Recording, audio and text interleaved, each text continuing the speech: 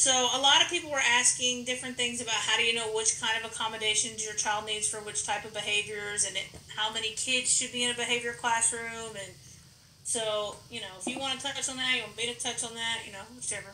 We'll have Alicia do that.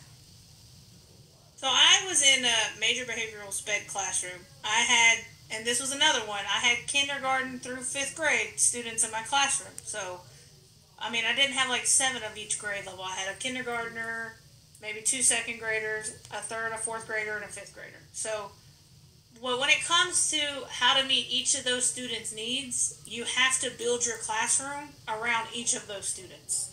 So, each one of my students all had to have a break area, so they each had their own little cubby, like little, I don't know, 4x4 section along the wall with a partition, and they had like some sensory toys that I bought them, and a beanbag chair, and a little lamp. Like, it was all set, it was all cute. I was very proud of my little area I got for my kids, okay?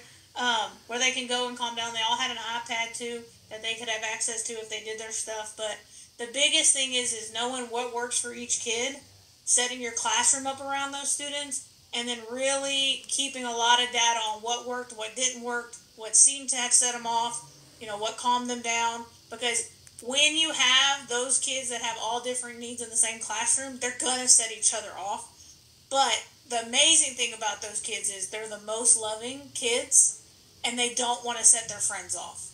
So when you can sit down and say, hey, you did this and that made Johnny upset, that kid doesn't want to make Johnny upset anymore because he wants Johnny to play with him at recess, So it's a these kids get a bad rap, but they're like my favorite kids. They still email me to this day. One called me the other day and was like, Miss Carr, I'm in second grade now.